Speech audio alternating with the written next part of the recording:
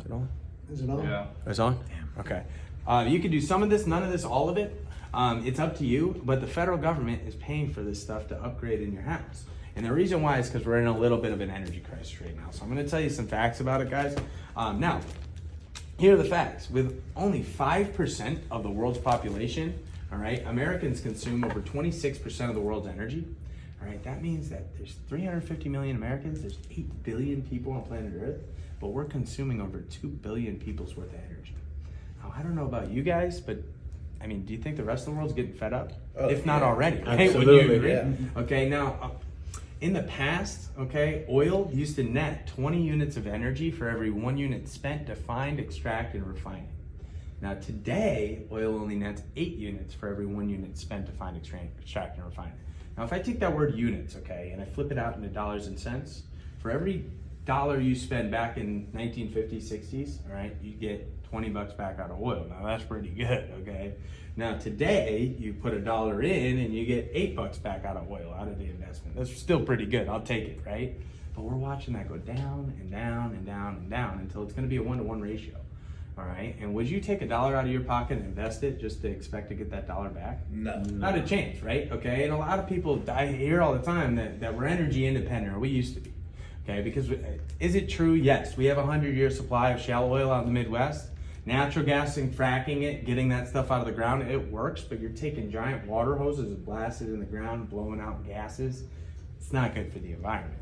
And the other thing is it's not profitable.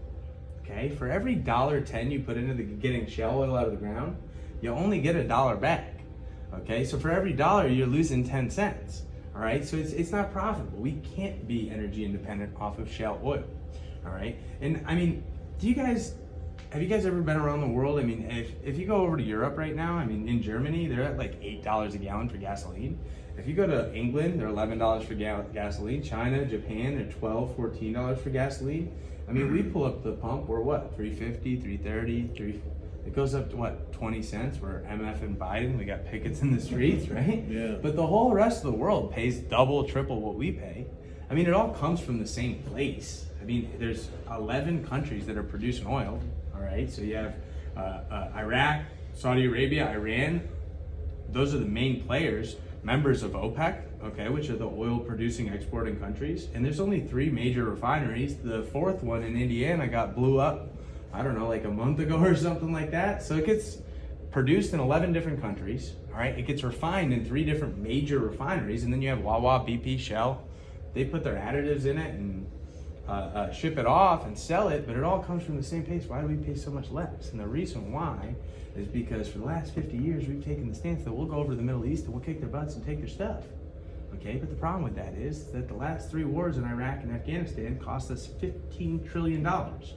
And did we get anything out of those wars? No. No, we lost a bunch of kids' lives. We put ourselves in a national debt that we've never seen before in history. Okay, and now the Middle East is in turmoil, and our gas prices are still $3.30 per gallon.